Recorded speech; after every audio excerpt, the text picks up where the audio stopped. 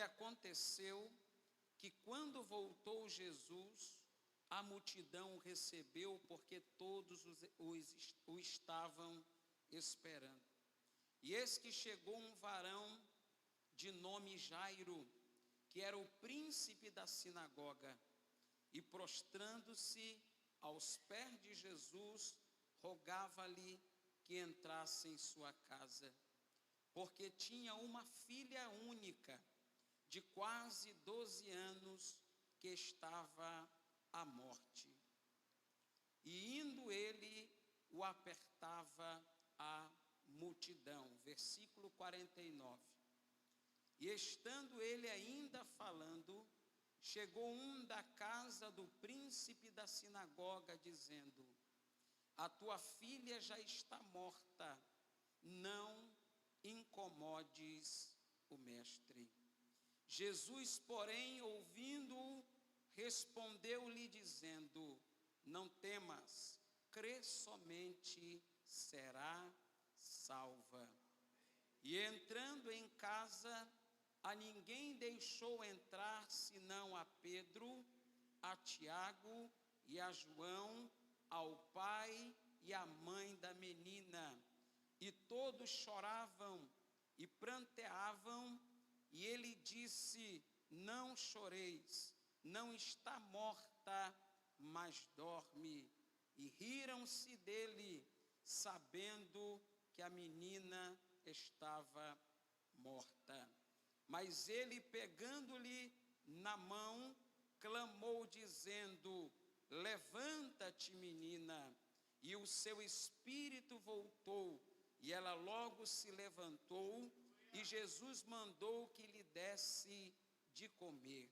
E os seus pais ficaram maravilhados, e ele lhes mandou que a ninguém dissesse o que tinha sucedido ou acontecido. Glória a Deus.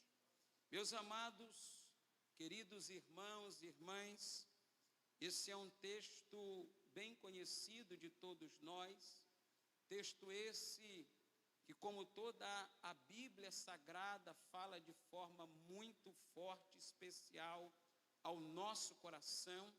O texto nos narra um momento trágico, um momento difícil em que uma família estava vivendo. E quantas famílias, irmãos, enfrentam momentos complicados, momentos difíceis, momentos que muitas vezes nos pegam de surpresa, chegam de repente e trazem muita dor, e trazem sofrimento, e trazem consigo angústias e dores.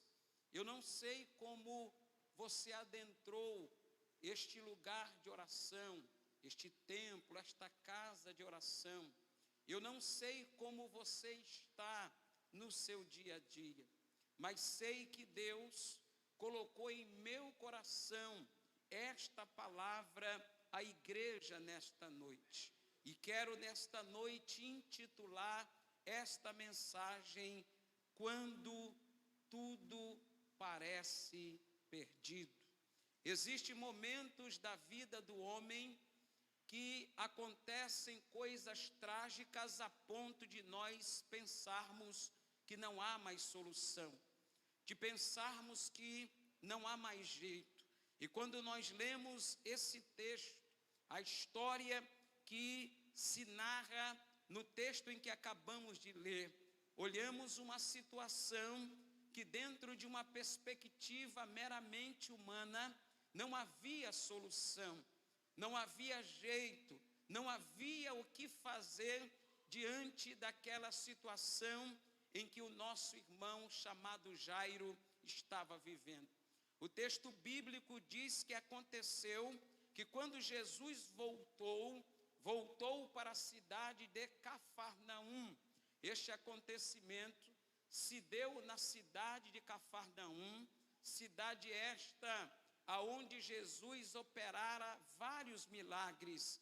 Ali foi o lugar aonde Jesus escolheu para fazer como se fosse o seu centro evangelístico, seu quartel-general de todas as empreitadas de Jesus no seu ministério.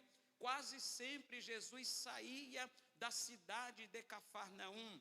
A cidade de Cafarnaum era uma cidade litorânea, uma cidade à beira da praia, aonde o nosso irmão Pedro residia, aonde o nosso irmão Pedro tinha a sua casa, e provavelmente Jesus se hospedara quando estava em Cafarnaum, na casa de Pedro.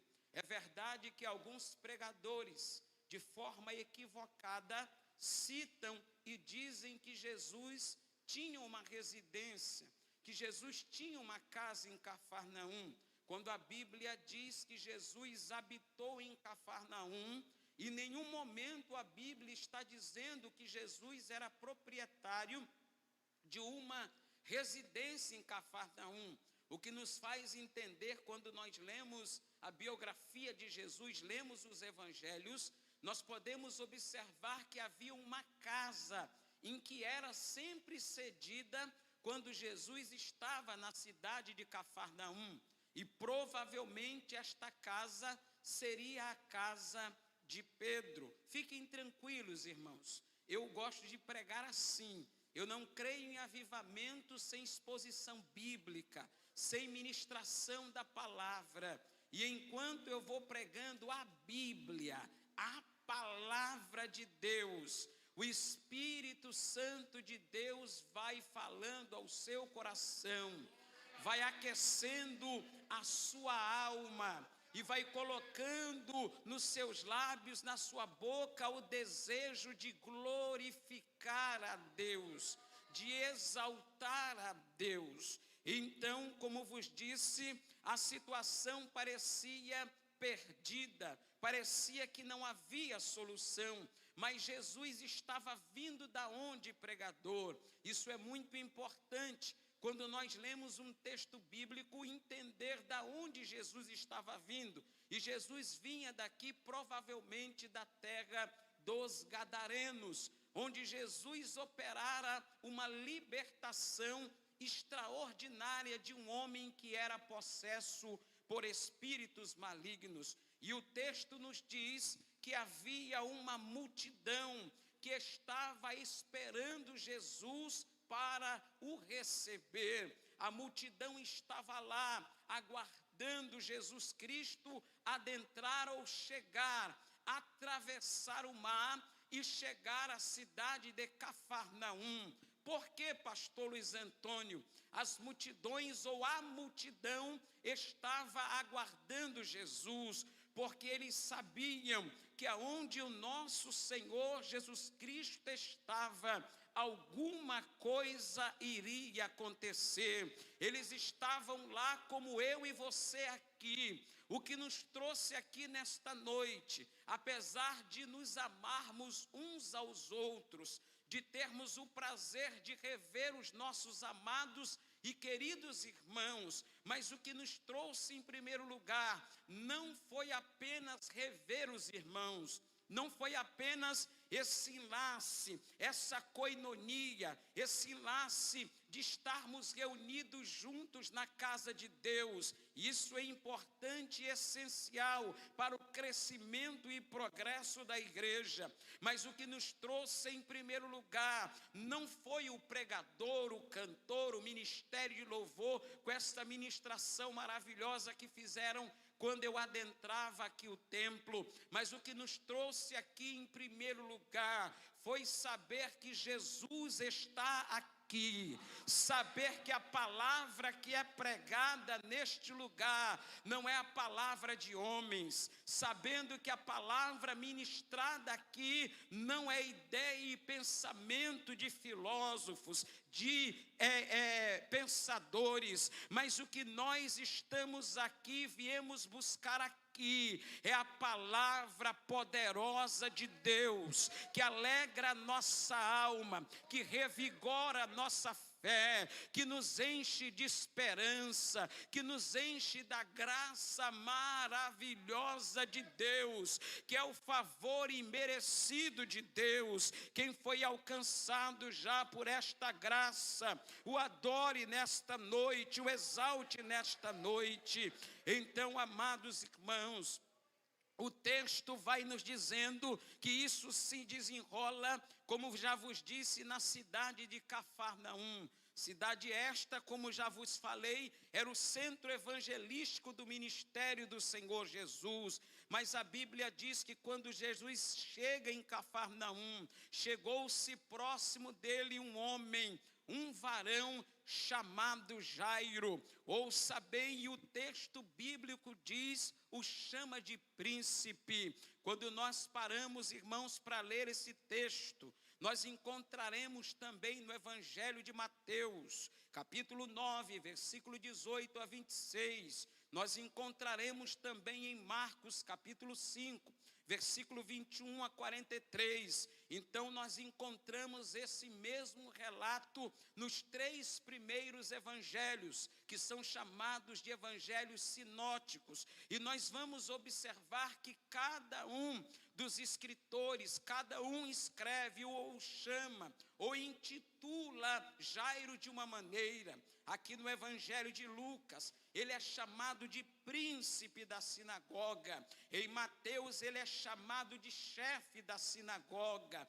Em Marcos, ele é chamado de principal da sinagoga. Ouça bem, nós precisamos compreender e entender o que era ser um principal, um chefe da sinagoga, um príncipe da sinagoga. Era alguém de grande relevância social, alguém de um grande testemunho, alguém que precisava ter um testemunho bem apurado, um testemunho qualificado diante dos judeus, mas diante da sociedade de então. Era alguém que precisava ser conhecedor das 613 mandamentos da lei. Era alguém que precisava conhecer acerca das coisas de Deus. Então ele servia ali, presidindo as reuniões, presidindo os encontros do povo ali, dos homens que ali estavam adorando a Deus, ali naquele santo lugar. Mas preste atenção, ele tinha uma função tríplice. Ele não era apenas alguém que conduzia o culto. Vou contextualizar, trazer para os nossos dias. Ele não era alguém apenas que dirigia ali os cultos ou as reuniões de adoração e de ensino naquele lugar. Ele era alguém que tinha função também administrativa da região, porque todos aqueles que eram príncipes da sinagoga, eles recebiam também a função de serem administradores do local, porque todos nós sabemos que o Império Romano dominava naqueles dias, e eles estavam subjugados ao domínio do Império Romano. E ali, naquela sinagoga, que era a segunda maior sinagoga, depois da sinagoga de Jerusalém, a maior sinagoga fora de Jerusalém, na região da Galiléia e da Judéia, era a sinagoga de Cafarnaum. Então ele era um homem de grande importância e relevância. Além disso também, provavelmente ele era um homem de posses, um homem de recursos, um homem que tinha dinheiro. Mas olhe para cá, muitas vezes, irmãos, o nosso status, a nossa posição social, o dinheiro que nós temos, existe algumas situações que elas não têm condições ou capacidade de resolver os problemas que estamos passando. Eu não conheço você, talvez não sei o seu nome, mas eu quero dizer para você que está aqui nesta noite, que talvez está enfrentando um problema que dentro de um contexto humano não há solução. Talvez os seus recursos financeiros não conseguiram ou não pode conseguir resolver este problema. Talvez a sua posição social também não pode resolver esta situação, mas eu venho como mensageiro de Deus dizer para você nesta noite que o Jesus a qual nós servimos e adoramos, Ele é o Deus do impossível. Não há nada impossível ou difícil para o nosso Deus. E se você crê, meu querido e querida irmã que está aqui nesta noite, não é preciso esperar o final do culto para receber cura, para receber milagre de Deus, para Deus abrir portas aqui nesta noite, para Deus fazer maravilhas neste lugar. O mesmo Deus que estava em Cafarnaum é o mesmo Deus que está conosco aqui, e Ele está poderoso para abençoar você, para renovar você, para alegrar você, para curar você, para restaurar você. Quem crê, exalte a Deus nesta noite com alegria. Louvado seja o nome do Senhor para sempre. Glória a Deus. Dentro desse contexto, amados irmãos, Jairo era a maior autoridade na cidade, dentro do contexto dos judeus. Ele era como se fosse a pessoa mais importante entre os judeus naquela localidade. Mas escute bem, amados irmãos, não importa a nossa posição social, todos nós enfrentamos problemas e adversidades na vida. Seja alguém pobre, seja alguém humilde da periferia, seja alguém da área nobre, seja de São Luís, seja de qualquer cidade do nosso torrão brasileiro ou do mundo, ricos ou pobres, negros ou brancos, europeus ou latinos. Todo ser humano enfrenta problemas, enfrenta adversidades. Mas escute, querido e querida irmã, nós temos um Deus, e é um Deus que não está morto, um Deus que está vivo. Tem gente que anda com Ele pendurado por aí, Ele morto, que não anda, que não fala, que não se move. Mas o meu Deus, o teu Deus, é aquele que anda no meio dos castiçais de ouro. Ele é aquele que anda no meio da igreja, e eu posso contemplar pelos olhos da fé que Ele está aqui entre nós, porque eu sinto a presença dEle. Ele caminha entre nós aqui. Ele é um Deus poderoso para abençoar você nesta noite. Louvado seja o nome do Senhor para sempre. E ele chega diante de Jesus, amados irmãos, e o que me chama a atenção, que apesar da importância e da relevância social de Jairo, Jairo chega diante de Jesus se prostrando, Jairo chega diante de Jesus se curvando, Jairo chega diante de Jesus se dobrando.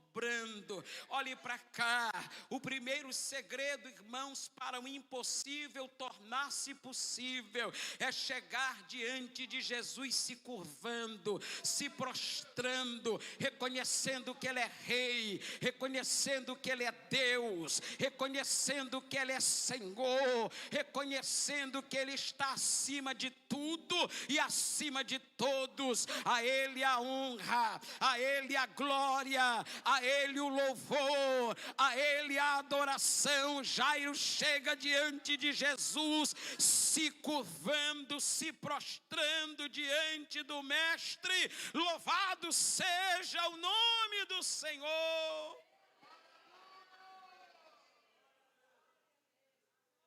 Quer que a impossibilidade torne possibilidade, se dobre, se curve diante de Jesus. Quando nós nos dobramos e reconhecemos que Ele é o tudo, e que nós somos apenas servos, Jesus estende a sua potente e poderosas mãos e opera na impossibilidade e cura, e restaura, e liberta o oprimido, e faz coisas extraordinárias. Eu sinto a autoridade de Deus para ministrar sobre a sua vida nesta noite. E se você crê e quer receber pela fé, levante uma das suas mãos por gentileza, porque quero entregar a ti esta palavra profética de Deus. Curve-se, dobre-se, prostre-se diante de Jesus, e as portas se abrirão, e o milagre chegará, e a impossibilidade virá possibilidade. Se você crê, receba milagres de Deus. Se você crê, receba de Deus uma provisão do céu nesta noite, em nome do Senhor Jesus Cristo. Aleluia! Olhe para cá, por favor. Existem situações na nossa vida que a gente chora sem querer chorar. Quem já chorou sem querer chorar, não precisa me responder. Vou explicar o que é isso. Vou explicar dizendo o seguinte para você: a luta é tão grande, a adversidade é tão tremenda, que mesmo não querendo chorar, a gente não consegue. Porque aquela luta vai consumindo as nossas forças, vai consumindo às vezes até a fé de alguns. Mas eu venho como mensageiro e profeta de Deus dizer para você que essa luta, que esse problema, que essa adversidade não vai sucumbir à sua fé, não vai lhe destruir. O Deus que dá vitória, Ele está turbinando a tua fé, Ele está fortalecendo a tua fé, Ele está animando você nesta noite para crer que Ele realmente é um Deus que opera milagres. Eu não estou falando isso para emocionar você, isso aqui não é jargão de pregador, eu estou falando aquilo que eu creio, e creio pela palavra. Jesus não mudou, Ele continua o mesmo hoje e eternamente. Então tome posse nesta noite de uma fé fortalecida, de uma fé que crê em meio às impossibilidades, que uma fé que crê mesmo em meio às piores adversidades da vida. Creia no Deus que você serve. Segundo, deixa eu correr. Ele, após se prostrar aos pés de Jesus, ele roga a Jesus, ele faz um pedido. E qual foi o pedido, pastor Luiz Antônio, que ele faz? Ele diz: entra na minha casa.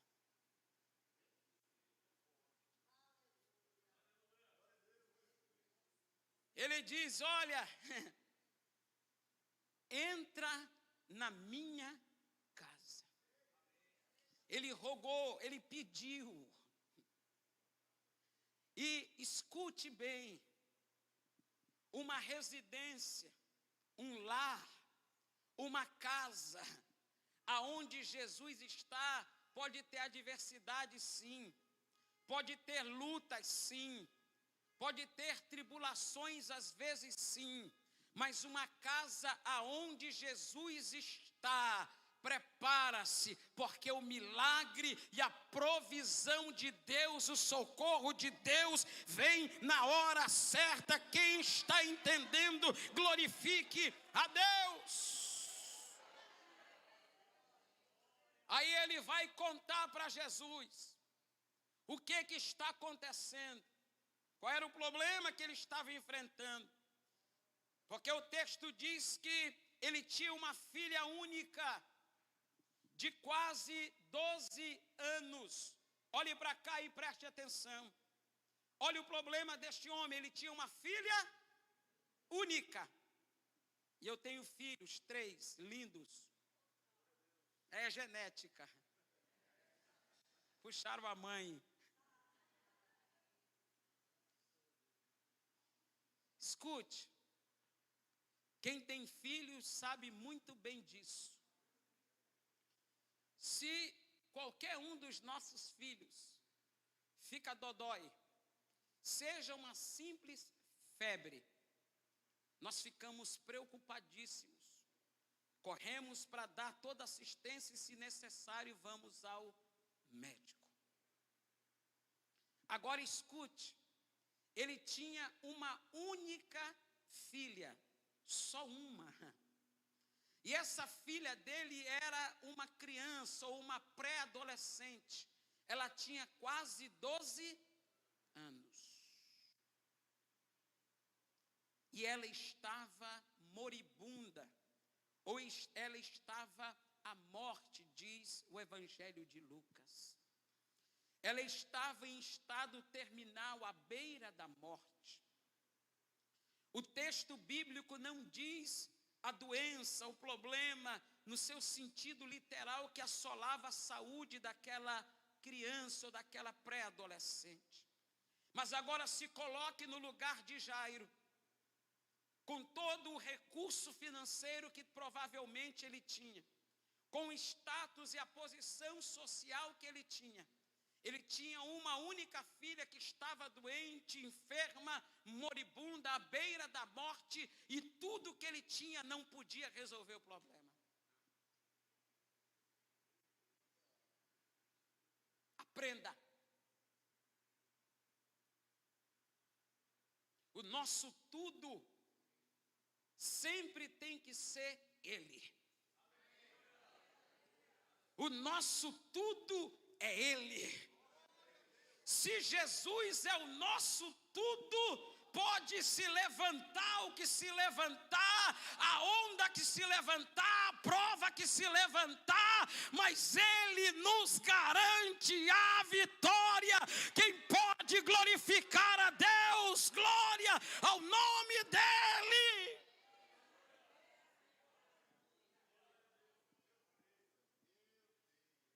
Situação difícil. Situação complicada, talvez parecida com a sua, irmão. Mas Deus me trouxe aqui para dizer para você que tem jeito. Para dizer para você que há solução. Não tem caso perdido com Jesus. Jesus é operador de milagres, louvado seja o nome do Senhor para sempre. Jairo toma atitude, como já vos disse antes, se prostra e clama. Esta é a atitude de quem precisa de um milagre. E se você precisa de um milagre, faça desta maneira e o nome do Senhor vai ser glorificado na sua vida e o milagre vai acontecer. Mas a Bíblia diz que, estando ele ainda falando, chegou alguém da casa de Jairo dizendo: aprenda. No meio da luta, das adversidades da vida, pode se levantar ainda alguém para trazer uma má notícia. Vire para o seu irmão aí com muito respeito, pergunte: quando chegam as más notícias, como você reage? Tem gente que fica no pânico. Tem gente que se desespera. Olhe para cá.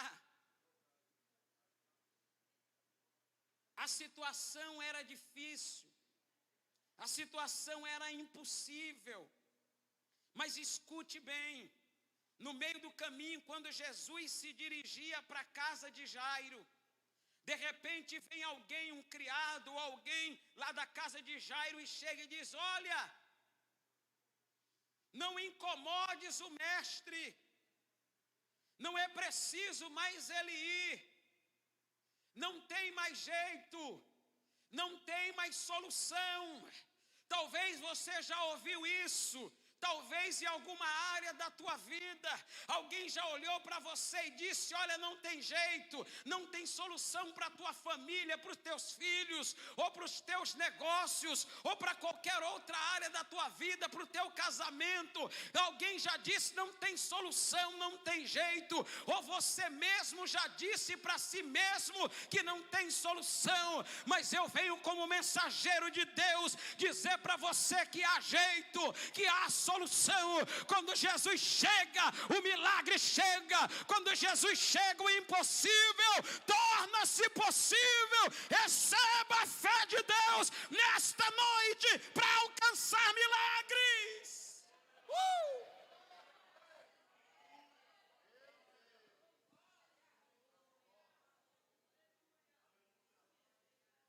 Todos nós tem momento da nossa vida que às vezes nós mesmos dizemos para nós: não tem jeito, quebrou, acabou. Mas aí entra a fé. E quando a gente exercita essa palavrinha tão pequenininha e poderosa, Deus começa a agir. Ele começa a operar.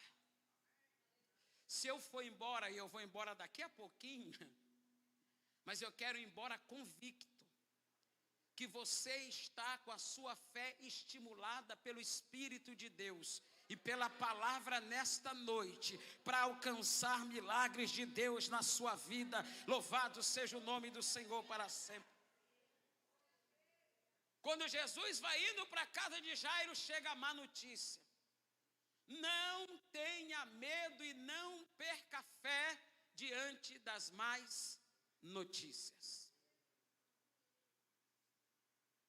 Pastor, a prova está grande e ainda chega alguém dizendo que piorou.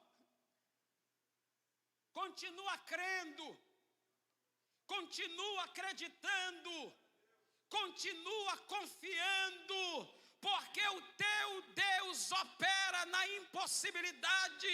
Eu gosto que quando alguém chega para: pastor, ore por mim, chega no gabinete chorando: o pastor, não tem jeito, não tem solução. Eu digo: agora que está bom. Não tem jeito, não tem solução para os homens. É agora que Jesus opera. É agora que Jesus faz. É agora que Jesus opera o milagre. Creia, crente. Jesus faz maravilhas. E qual foi a notícia? A menina, vamos lá, irmãos, vamos participar do culto. A menina morreu. Acabou. Acabou. Não tinha nenhum recurso da medicina dos dias, nem tecnológico, que pudesse ressuscitar a menina. A menina morreu. Acabou. Chega. Não tem jeito. Quem disse? Para Jesus tem jeito. Permita, pastor, eu vou sair um pouquinho do padrão. Vou sair um pouquinho. Me perdoe. Escute, crente. A notícia foi: não incomodes mais o mestre. Por quê? A menina morreu. Em outras palavras, não tem mais jeito. Quem disse que não tem jeito? Quem falou que Deus não pode reverter essa situação? Quem disse que o teu, o meu, o nosso Deus, a qual adoramos, não pode operar o milagre? Quem disse que o nosso Deus não pode ressuscitar mortos? Quem disse que o nosso Deus não pode ressuscitar os teus sonhos? Quem disse que o nosso Deus não pode restaurar a tua família, o teu casamento? Quem disse que Deus não pode levantar o teu negócio e colocar de pé de novo? Quem disse que o nosso Deus não pode operar um milagre na tua vida? Quem foi que disse? Se foi o diabo, ele é mentiroso, pai da mentira, e nunca se firmou na verdade. Mas eu sou pregador da verdade. Ele pode operar maravilhas. Receba em nome do Senhor Jesus Cristo.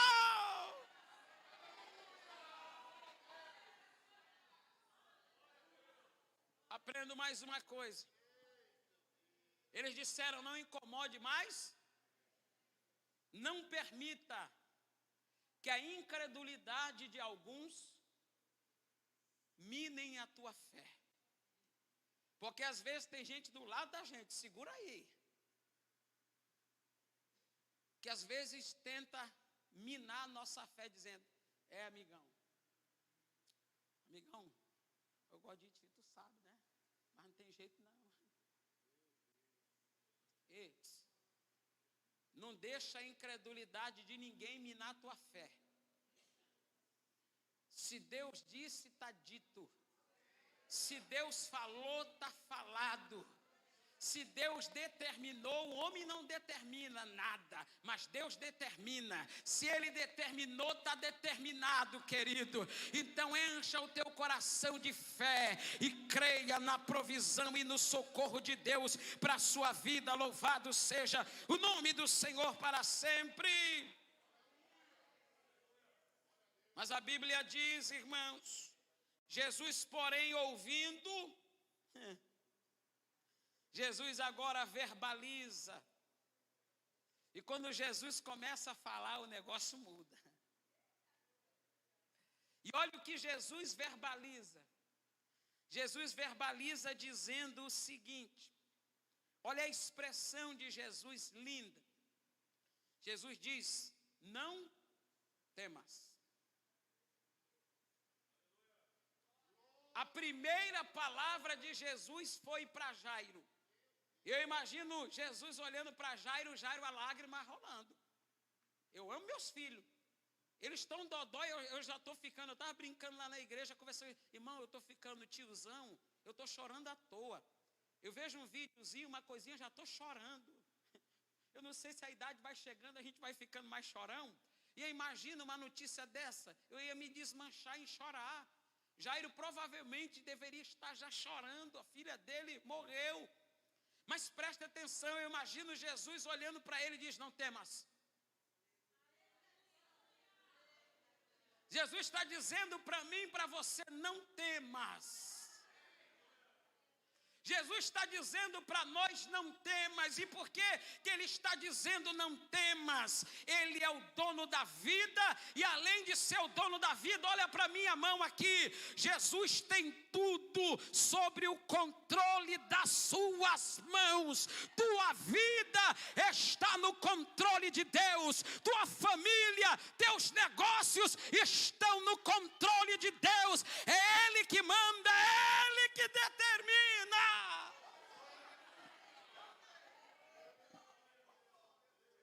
Ele diz: não temas. Segundo, crê somente. Agora é parada difícil, pastor Gabi.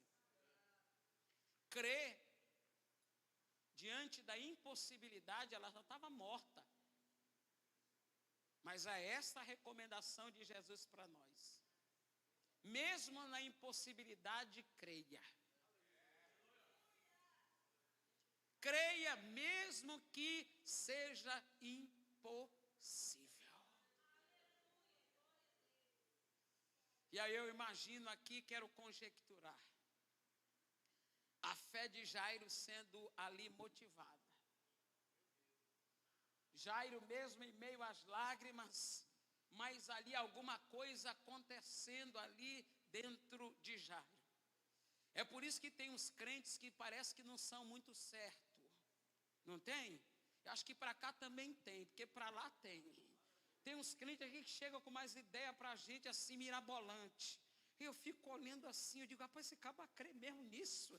Aí o cabo acaba crendo e acaba acontecendo. Deus acaba fazendo, porque ele crê, ele acredita. Às vezes todo mundo que está em volta não crê, todo mundo que está em volta não acredita, mas ele confia. E eu lembro um jovem que chegou para mim uma vez chorando, e ele depois do culto disse: pastor, ninguém acredita nos meus sonhos, ninguém acredita nos projetos projetos de Deus quando eu falo para a minha vida. E eu olhei para ele e pedi sabedoria para Deus na hora. E olhei para ele e disse: olha, meu filho, de quem é o sonho? De quem são esses projetos? Ele olhou para mim e disse: os projetos são meus, os sonhos são meus. Então eu disse: quem tem que crer é você, mesmo que ninguém acredite. Se você acredita, Deus pode realizar. Se os sonhos são teus, se aquilo que você precisa, você está apresentando a Deus, creia. Aí ele continua dizendo: crê somente. E ele continua falando a Jairo: e será o quê? Salvo. Agora, como um assembleano, eu ia imaginar o seguinte: ela morreu, mas está com o Senhor, está salva. Só que o mistério era mais profundo. Esse salva aqui não era salva apenas no contexto de eternidade. Era no contexto de trazer a menina de volta à vida. Vocês estão entendendo o que eu estou falando aqui nesta hora? Jesus estava dizendo: será salva. Deus faz muito mais do que pedimos ou pensamos, segundo o seu poder que opera em nós. Às vezes nós imaginamos algo, nós pensamos que Deus vai fazer alguma coisa dentro de uma perspectiva nossa humana, mas eu quero ser boca de Deus e dizer para você que Deus vai fazer mais do que você está pensando, mais do que você está imaginando. Deus vai fazer mais. Quem crê, quem acredita, exalta o nome do Senhor com alegria nesta noite. Escute, versículo 52, a Bíblia diz que todos choravam e pranteavam. As carpideiras estavam lá contratadas para chorar.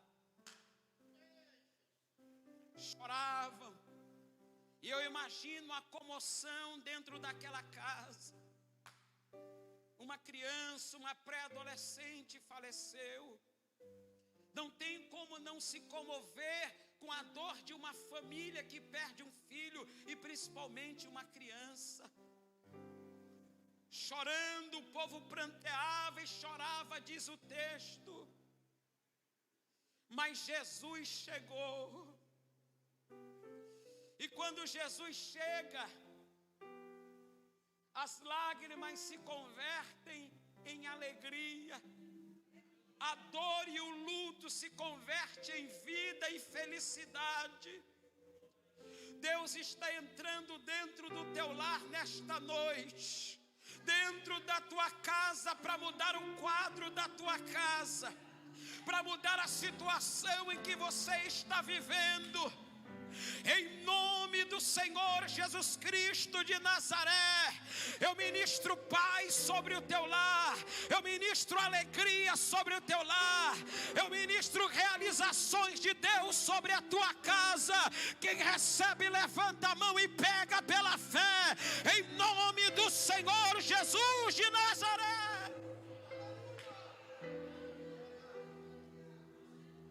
Aí Jesus verbaliza de novo. E Jesus chega para o povo que estava chorando e diz: não choreis. Olhe para mim, irmãos. Hoje Deus quer me usar assim, mais pregando desse jeito hoje. Jesus chega lá e diz: não choreis. Jesus tem umas ideias, né? Como é que nós vamos expressar a nossa emoção diante do luto? Com choro. Aí Jesus chega lá e diz: não choreis. Ele está dizendo para mim e para você: para de chorar. Esse choro de dor, de tristeza, de luto, vai se converter em choro de alegria, de gozo, de felicidade. Quem crê nisso? Jesus pode e quer fazer isso, glória a Deus. E ele diz: não choreis, não está morta a menina, mas ela dorme. O médico já tinha dado o atestado de óbito. Ela estava morta, não havia batimentos. A menina já estava morta. Talvez a situação já está morta na sua vida, que não há mais nenhuma perspectiva de vida, de ressurreição. Mas Jesus está dizendo para mim e para você: ela não está morta, ela dorme. Mas olha o que acontece. Eles começaram a rir, e riram-se dele, riram-se de Jesus.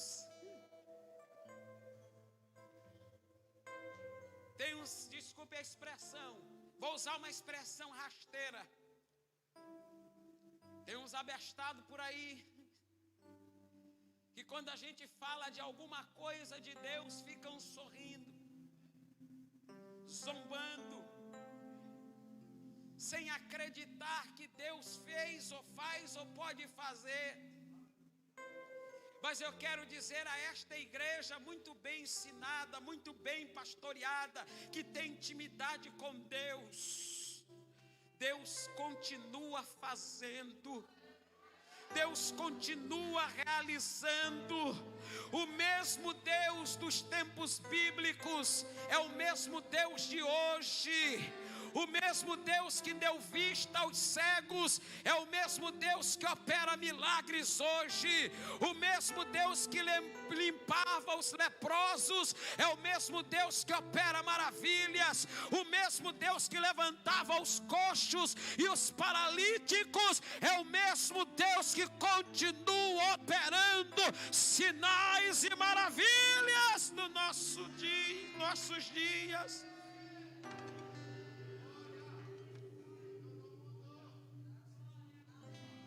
E eles riram, pensando: ela já está morta, ele não sabe. Mas escute, Jesus adentrou a casa de Jairo. E o que me chama a atenção, amados irmãos, que ele selecionou quem ia adentrar juntamente com ele. Não foram todos. Jesus escolheu e disse quem ia com ele. Pedrão, vem.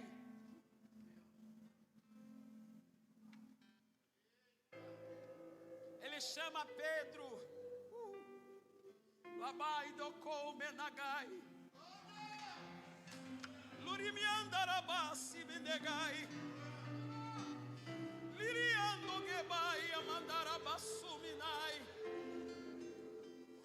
Ele chama Pedro, e Pedro acompanha o mestre. Ele diz: Tiago, vem. Vem também João. Ele disse: agora também vem Jairo. O texto não diz o nome da mãe da menina, mas ele manda a mãe entrar também. Pedro, Tiago, João, Jairo, a mãe da menina, Jesus e a defunta. O que isso tem a ver, pregador? Deus não deixou os incrédulos entrarem. Ele chamou os três porque os três eram acostumados, habituados em ver Jesus operar milagres. a mãe e o pai, ninguém mais dentro daquela casa queria mais que a menina levantasse e ressuscitasse do que o pai e a mãe dela. Eles estavam cheios de fé. Entra.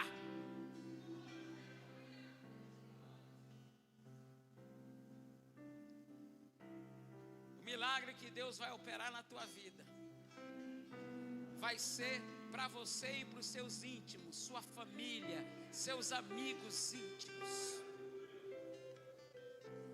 Aí olha o que acontece. Jesus é lindo, Jesus é maravilhoso, extraordinário. Glória ao nome dele para sempre. Glória ao nome dele para sempre. Glória a Deus.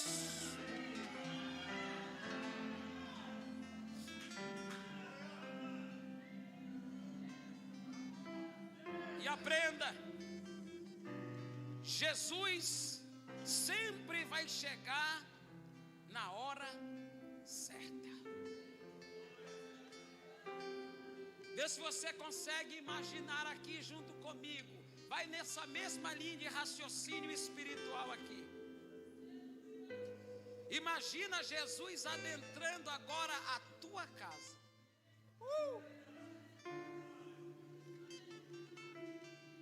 O mestre chegando lá. E quando Jesus chega para resolver, quando Jesus chega para resolver a situação, ele chegou, ele adentra as portas da tua casa. Não importa como ela esteja a tua casa. E ele chegou, foi para arrumar, para ajeitar. Ele chegou, entrou, chegou para resolver a questão.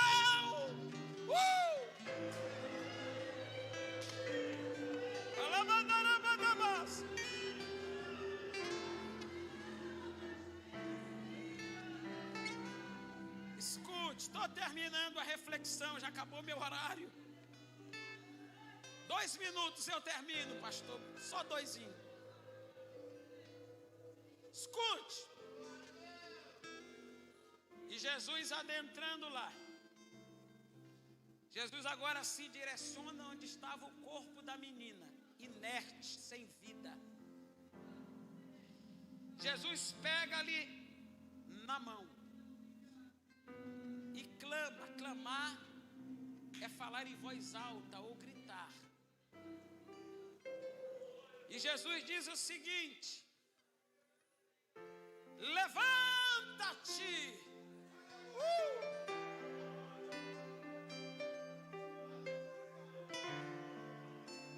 Jesus diz: levanta-te. Quem já viu defunto levantar? Mas quando se ouve a voz do mestre, e a voz de Jesus é voz de autoridade. Basta só uma palavra dele sobre a tua vida, e o milagre acontece, a provisão chega. Ele diz: levanta-te, menina.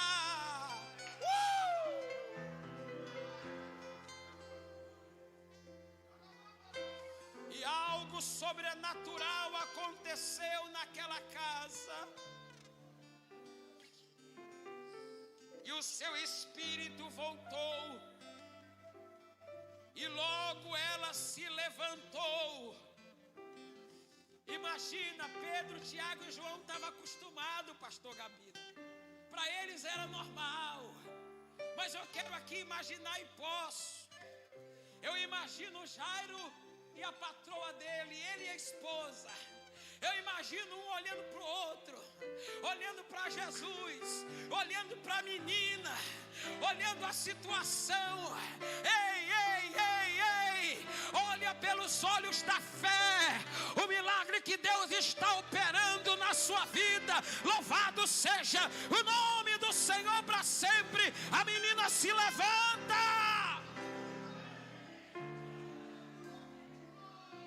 A menina se levanta. obedecendo a ordem da voz de Jesus. Jesus dá uma ordem. Pastor, raça de gente que come é crente. Primeira coisa que Jesus mandou fazer foi o quê? Mandou fazer o quê? Dar o quê para a menina? Se Jesus fosse maranhense, ele ia dizer: dá comer para ela.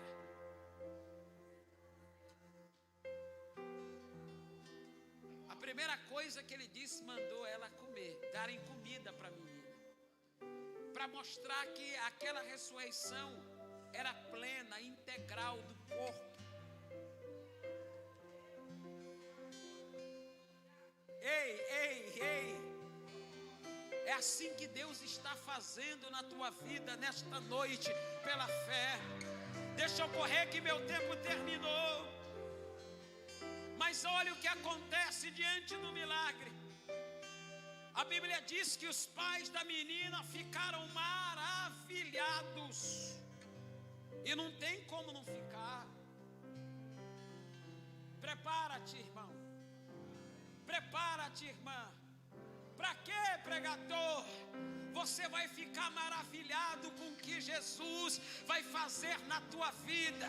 Isso é pela fé. Pega, em nome de Jesus. Deus vai te deixar maravilhado com o que Ele vai fazer. Quem já teve essa experiência aí, levanta a mão e adora a Deus. Vai se repetir, vai se repetir, vai se repetir, vai se repetir na tua vida.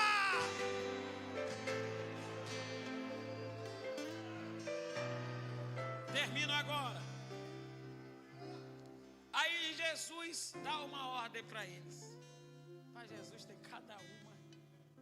Jesus ordena que eles não contassem nada para ninguém. Como? Vou fechar a Bíblia, senão eu vou até amanhã. Aí o pastor Gabina vai se zangar comigo. Mas não, ele é meu amigo. Deixa eu encerrar o raciocínio aqui que Deus está dando. Jesus disse que não era para eles contarem para ninguém. Jesus não queria holofote. Os pregadores de hoje querem a fama para eles, tudo é para eles. Eu fiz, eu curei. Eu não curei ninguém, quem cura é Jesus. Escute. Mas imagina, lá na rua dela e no bairro dela, lá no bairro que ela morava em Cafarnaum, todo mundo na rua sabia que a menina tinha morrido. Aí imagina, pastor Gabina, me preste sua Bíblia aqui, homem de Deus. Imagina, no dia seguinte, culto de doutrina. O pai Jairo, vamos contextualizar, trazendo para os nossos dias. A mãe, todo mundo arrumadinho. E a meninazinha. E imagina eles passando na rua para ir para o culto. Não precisava contar para ninguém, segura aí. O teu milagre você não vai precisar contar para ninguém, mas todos vão ver, todos vão olhar o que Jesus vai fazer na sua vida. Quem crê, adora, glorifica a Deus, exalta Ele com alegria, glória a Deus. Aí imagina, se houvesse Zap naquela época, a galera do Zap mandando Zap para todo lado. Pessoal, a dona Joana, a dona Maria da rua, a dona Severina da rua mandando Zap para lá. Vocês já viram? Na casa lá dos crentes, a menina não tinha morrido. A menina está caminhando, indo para a igreja. Eu vi ela de manhã mesmo brincando com as outras crianças da rua. Ei, o seu milagre vai ser visível para todo mundo. Não vai precisar você botar no Instagram, não vai precisar você botar nas redes sociais. Deus vai fazer todo mundo ver que Ele é contigo. Fique de pé com a permissão do pastor.